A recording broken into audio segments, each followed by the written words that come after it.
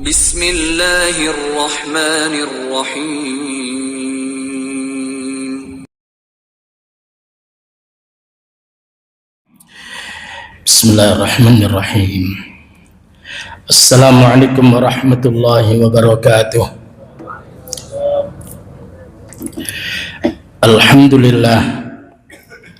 Alhamdulillahilladzi nahmaduhu wa nasta'inuhu wa nastaghfiruh wa na'udzu billahi min syururi anfusina wa min sayyiati a'malina. May yahdihillahu fala mudilla lahu wa may yudlilhu fala hadiya lahu. Rabbi shrah li sadri wa yassir li amri wahlul 'uqdatam min lisani yafqahu qawli. Amma ba'du. Para jamaah sekalian rahimani wa rahimakumullah, alhamdulillah Allah telah memberikan kesempatan untuk kita semuanya hidup pada bulan Ramadan 1447 Hijriah.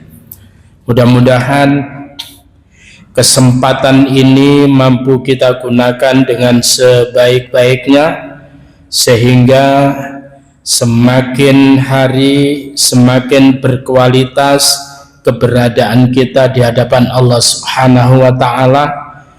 Begitu juga keberadaan kita di tengah-tengah umat manusia. Para jamaah sekalian rahimani wa rahimakumullah, namun seberapapun banyaknya ibadah yang kita lakukan, itu tidak memiliki makna ketika kita tidak menyertakan niat di dalamnya. Maka niat itu dikatakan, niat itu ruhul ibadah. An-niyatu ruhul ibadah. Niat itu adalah rohnya ibadah. Sehingga orang yang ibadah tanpa niat ibarat roh jasad tanpa roh. Para jamaah sekalian rahimani wa rahimakumullah, begitu pentingnya niat itu sampai Nabi mengatakan innamal a'malu binniyat. Sesungguhnya keberadaan amal-amal itu berbanding lurus dengan niat-niat seseorang. Ketika niat seseorang itu luar biasa kuat, maka akan menghasilkan sebuah produk amal yang berkualitas. Tetapi ketika niat seseorang itu lemah, maka akan asal-asalan dia di dalam beramal itu. Wong Jawa ngarani wong lek kate ra patek niat iku mesti rah karu-karuan perbuatane. Tapi kalau orang itu sudah tekad bulatnya, niatnya sudah luar biasa, maka dia akan berupaya untuk semaksimal mungkin di dalam menjalankan ibadah itu. Para jamaah sekalian, sehingga kelanjutan daripada hadis itu, wa innama likulli imri'in ma nawa. Dan sesungguhnya hanyalah pada tiap-tiap seseorang akan mendapatkan sesuai dengan apa yang dia niatkan. Sehingga siapa orang yang hijrahnya karena Allah dan Rasulnya, maka orang itu akan mendapatkan keridhaan Allah dan Rasulnya. Siapa orang yang hijrahnya itu karena wanita yang dinikahinya, maka boleh jadi dia akan mendapatkannya. Barang siapa orang yang hijrahnya itu karena dunia, boleh jadi dia akan mendapatkannya. Hijrah seseorang itu sesuai dengan apa yang dia niatkan itu. Para jamaah sekalian rahimani wa rahimakumullah, maka kemudian kalau kita lihat bahwa apa itu niat, niat itu adalah secara bahasa adalah al-qasdu, menyengaja. Jadi al-qasdu, menyengaja. Lalu kemudian secara syariat apa? Al-azmu, ya, ala fi'lil ibadati taqarruban ilallahi ta'ala, yaitu bertekad bulat atas melakukan suatu ibadah di mana motivasinya adalah untuk lebih mendekatkan diri kepada Allah. Itu adalah niat. Lalu kemudian niat itu tempatnya di mana? Mahallun niyah, tempatnya niat itu adalah fil qalb, di dalam hati. Maka nanti akan ada bedanya antara wudhu ambil raup. Ngerti Pak ya? Antara wudhu ambil raup itu bedanya apa Pak? Di niat. Bedanya neng gini niat. Apa bedanya antara mandi biasa dengan mandi besar? Adalah niat.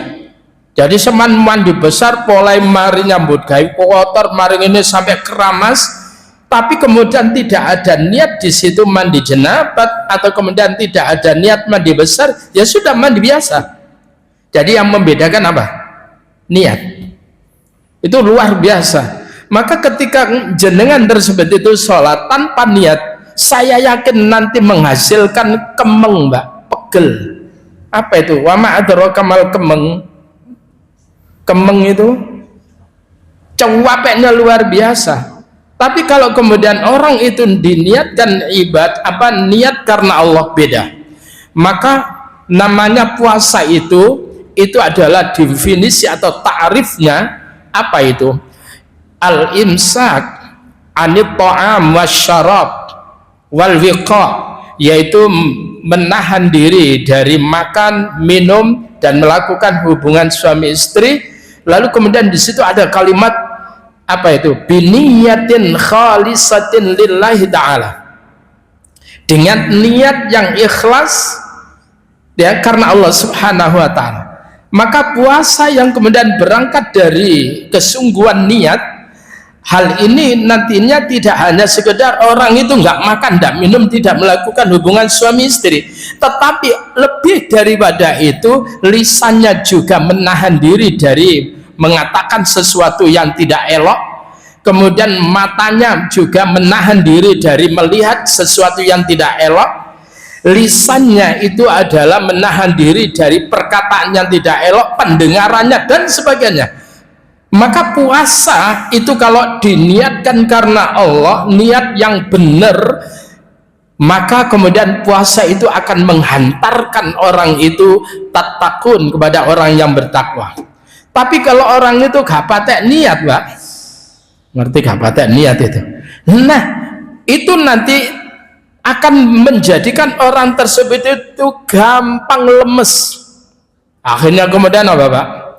Koyok nyanyian Mbak Surit, bangun tidur, ku tidur lagi, bangun tidur, ku tidur lagi. Pokoknya ngono, dalilnya apa? Naumus shaim ibadah, turune wong poso ibadah, itu males iku jenenge. Para jamaah sekalian rahimani wa rahimakumullah. Jadi niat itu luar biasa itu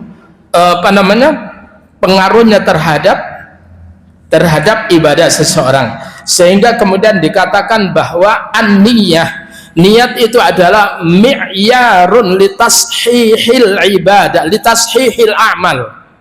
Jadi niat itu adalah mi'yar itu tolak ukur, litashihil ibadah, untuk mentashih, untuk kemudian sebagai penilai apakah orang tersebut itu benar apa enggak amalnya, itu adalah dilihat dari niatnya. Nah para jamaah sekalian, kalau sekiranya niatnya tersebut itu saluhat, maka kemudian saluhatil a'mal, kalau niatnya baik benar, maka amalnya pun juga akan benar. Tapi kalau wa in fasadat, kalau niatnya itu adalah jelek, maka kemudian fasadatil amal, maka akan bisa menjadikan jeleknya amal itu. Jangan Pak mau Quran gak patek niat, ngeremeng Mbak macamnya.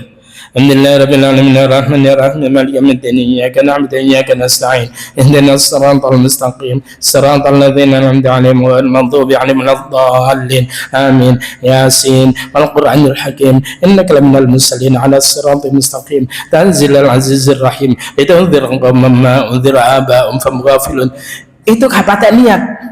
Kalau orang yang niat itu diperhatikan karena ada hukum-hukum di dalamnya, maka dia membaca dengan benar. Karena membaca Quran itu sing penting itu benar walaupun bagus. Gitu Pak ya. Maca Quran itu sing penting benar, Mas yo. Bagus. Oh, no. Ya. Alhamdulillahi Rabbil Alamin. Alhamdulillahi Rabbil Alamin Ar-Rahmanir Rahim Maliki Yaumiddin Iyyaka na'budu wa iyyaka nasta'in. Enggak pakai niat Pak itu. Nah, para jamaah sekalian rahimani wa rahimakumullah, sehingga kemudian puasa ini kalau tidak ada niat tidak sah. Sehingga Nabi mengatakan apa? Malam yubayyitis siyam qabla al-fajr. Siapa orang yang melalui malam harinya tidak menetapkan niat untuk berpuasa sebelum subuh, belum menetapkan untuk berpuasa, belum ada niat untuk berpuasa, fala siyama lahu, maka tidak ada siam, tidak sah puasa orang itu. Jadi harus niat. Niatnya di mana? Di hati, tidak harus diucapkan. Nah, saya dulu itu ketika di pesantren itu kemudian memahami, baik itu di Safinatun Najah, lalu kemudian takrib dan seterusnya, niat itu adalah definisinya adalah qasdus syai' muqtarinan bi fi'lih. Apa itu? Menyengaja sesuatu berbarengan dengan melakukan sesuatu.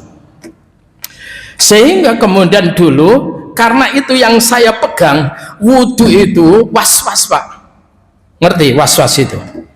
Jadi begitu kemudian nawaitul wudhu'a li raf'il hadatsil asghari fardhan lillahi ta'ala.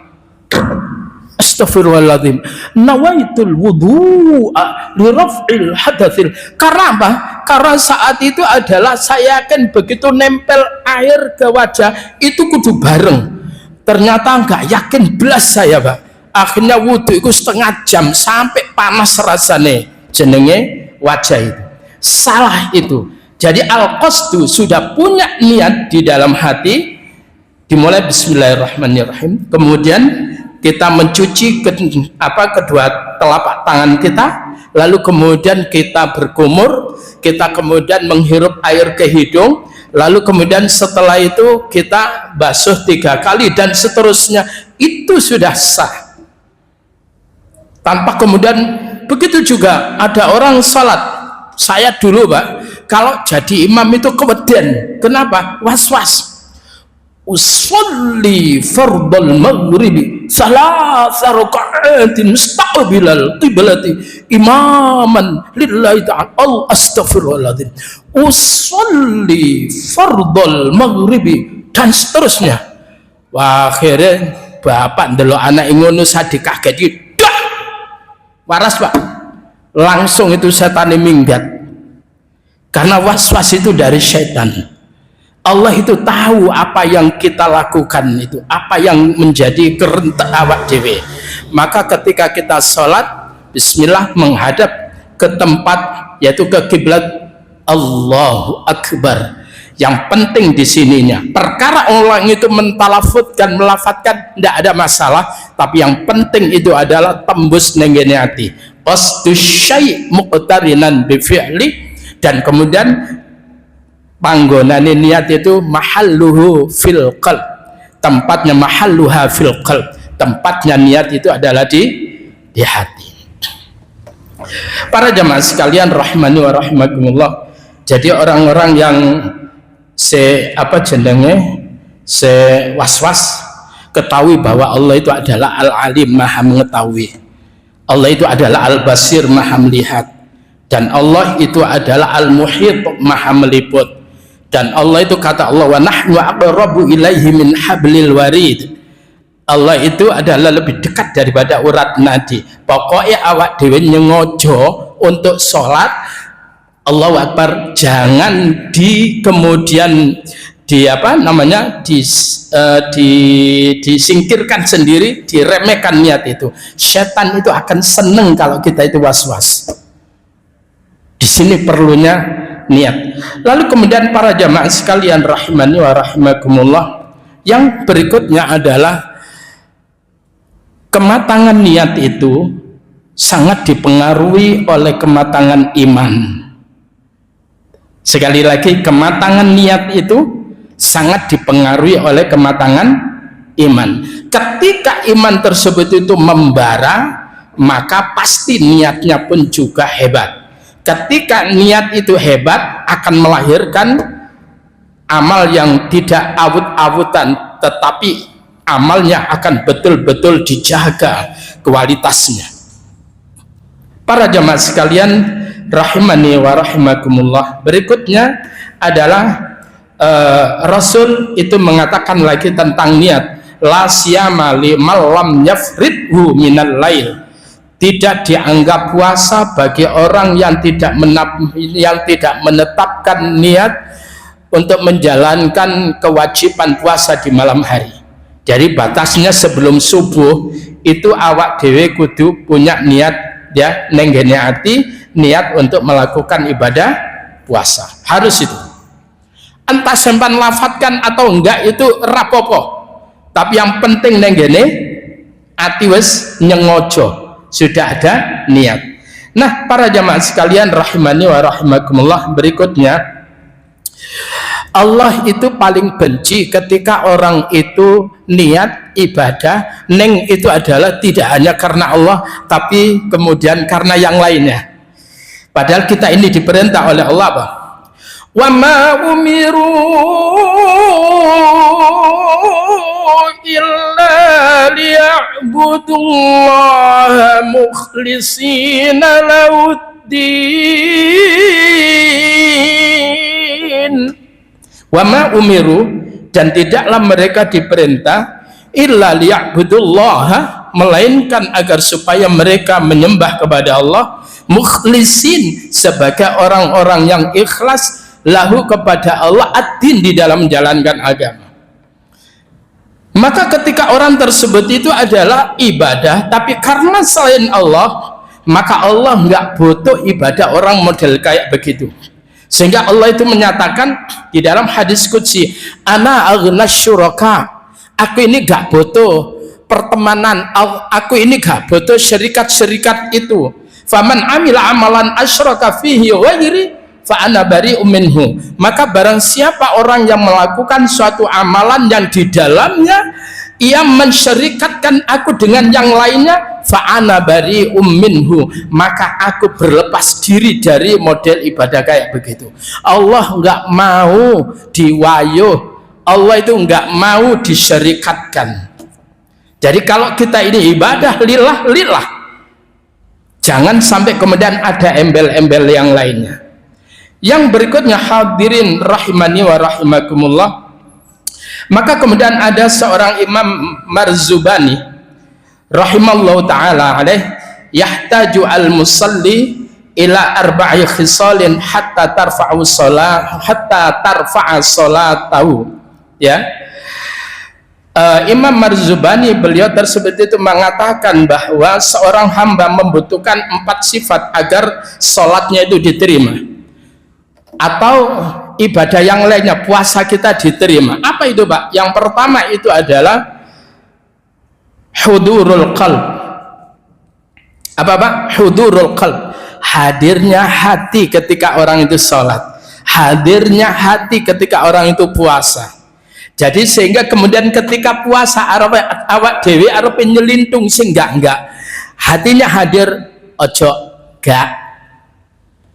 Sehingga kemudian apa? Ketika ada orang yang ngajak tengkar pada saat kita ini berpuasa, Nabi mengatakan apa, Pak?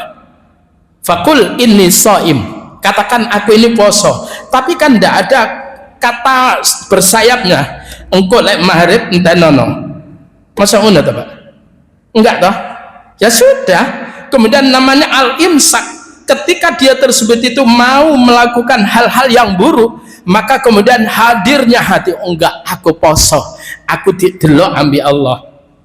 Maka kemudian walaupun setelah berbuka, atau ketika orang tersebut itu ketika puasa tetap al-imsak, ketika orang itu melakukan ibadahnya adalah disertai bihuduril qalb, dengan hadirnya hati.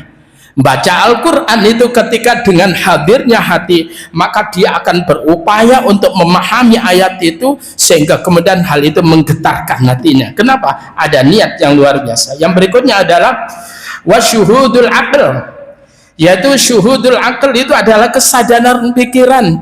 Sholat itu kudu, Pak. Kudu apa? Kudu ada kesadaran pikiran. Ojo sampai awak dewe at-tahiyatu lillahi wassalawatu wattayyibat, tapi pikirannya orang yang gene kono, pikirannya dodolan. Waduh, kira-kira ya apa iki dodolan kowe iki udan iki apa, ya. Tetapi hadir ketika sholat sehingga kemudian dia tersebut itu seolah-olah langsung berdialog dengan Allah. Ketika dia tersebut itu berucap alhamdulillahirabbil alamin, dia merasakan dialog itu terjadi antara dirinya dengan Allah Subhanahu wa taala. Jadi apa namanya tadi, di samping hudurul qalb, lalu kemudian syuhudul akal, yaitu akalnya tersebut itu, kesadaran akalnya itu berjalan. Wa khudu'ul arkan wa khusyu'ul jawarih, dan kemudian anggota tubuhnya tersebut itu khusyuk. Ngapunten, Mbak, jenengan sholat Allahu Akbar, mari ngene balak-balik ngene. Lek enggak sing duwe jenggot balak-balik dilus selesai. Ngerti, Pak, ya? Ini sekali lagi itu menggambarkan keberadaan hatinya. Gerakan-gerakan yang kemudian kita lakukan itu adalah karena hati kita itu risau, hati kita itu enggak tenang, sehingga digambarkan gerakan itu. Cuma balak-balik angop, ya, itu adalah keberadaan hatinya. Jadi sekali lagi al-jawarih, yaitu anggota badan kita itu tidak ikut serta di dalam menjalankan itu, ya. Jadi mbuh apa nih sing wong kadang, Mbak, ngapunten iki sing ngomong ini yang mengalami, mungkin jenengan itu sudah khusyuk karena tak lihat itu wajah-wajah orang yang khusyuk semuanya ini. Sing ngomong loh, sing ngomong itu loh, Pak, pernah at-tahiyat itu, waktu tahiyat iku maca al-fatihah loh, Pak. Coba apa gak kebangetan loh, Pak. Alhamdulillahirabbil alamin, mari ini sadar dhewe loh, aku kok maca al-fatihah toh. Itu adalah karena apa? Karena kacaunya pikirannya tidak hadir, ya. Jadi akalnya, kesadaran akalnya nggak jalan, ngelamun. Sedang Allah itu ngerti, Pak, awak dewe ngelamun apa ora itu ngerti. Pikirannya itu kelutusan yang di ngerti. Kadang orang itu sholat itu ngapunten, itu adalah dalam rangka untuk memanage kegiatan yang akan datang. Waktu sholat itu memanage kegiatan yang akan datang. Oh iya, mari ini kan bos teko iki. Kok mari ngene proposalku tak marekno, kok aduh iya jarine bos kudu menyertakan materi iki. Aku tuku nang ndi ya materine ya. Waduh, iki kudu nang ngene kono. Iki salat iki, Pak. Iki salat. Mari ngono, aku nang ngene. Waduh, bensinku entek iki. Ya apa iki? Oh, kudu engko tak nyilih kancaku sing iki. Biasa sing iki kerek mbek aku. Itu wis ambil aku friend. Mari ngene, Pak, begitu assalamualaikum warahmatullahi wabarakatuh, assalamualaikum warahmatullahi budal. Jadi sholat itu dialog sama Allah atau merencanakan sesuatu yang akan dilakukan, Pak? Halo, ngapunten, awak dewe kira-kira sholat kaya apa? Tapi insya Allah jenengan wis gak ngono tingkatnya minal khosyin, orang-orang yang khusyuk. Sing ngomong ini ngalami ngono, Pak? Hah? Enggak percaya lek padha ambek aku. Paling yo gak ado. Para jamaah sekalian, jadi apa namanya? Allah itu tahu. Maka ketika ada seorang itu bertanya kepada Rasul, "Ya Rasul, kalau ada orang berperang untuk menunjukkan keberaniannya, Ada orang yang berperang untuk kemudian menunjukkan kesukuannya. Kalau ada orang yang berperang, itu adalah mereka tersebut itu apa namanya, untuk menunjukkan li'i'la'i kalimatillah. Siapa di antara mereka yang ikhlas itu? Orang yang ikhlas di dalam berperang itu manakala mereka berjuang di jalan Allah yang tujuannya litakuna kalimatullahi al-ulya, untuk menegakkan, untuk meninggikan daripada kalimat Allah. Sehingga nanti Pak, ada orang yang kemudian baca Al-Quran, lalu kemudian ada orang yang macam-macam itu kemudian nanti diadili. Hai fulan, kamu dulu bagaimana? Ya Allah, saya dulu itu ahli membaca Al-Quran. Ya, kenapa kamu membaca? Saya ikhlas ingin bercengkerama dengan engkau, dengan membaca kalam-kalam engkau. Kadzabta, dusta. Kamu membaca Al-Quran itu agar supaya kamu itu dikatakan orang yang ahli Al-Quran. Kamu adalah orang yang ini, orang yang ini. Bukan karena itu. Kadzabta, dusta. Sedang Allah itu tahu Pak masalahnya. Lalu kemudian ada orang yang berjuang. Kenapa kamu apa yang kamu banggakan? Ya Allah, aku ini tidak pernah absen di dalam berperang di jalanmu ya Allah. Kadzabta, dusta. Kamu berperang itu bukan karena aku, tapi supaya kamu tersebut dikatakan orang yang pahlawan, pemberani dan sebagainya. Para jamaah sekalian, oleh karena itu disinilah perlunya kita menata niat. Jangan pernah kita ibadah karena selain Allah, karena hal itu akan sia-sia ibadah kita di hadapan Allah Subhanahu wa taala. Assalamualaikum warahmatullahi wabarakatuh.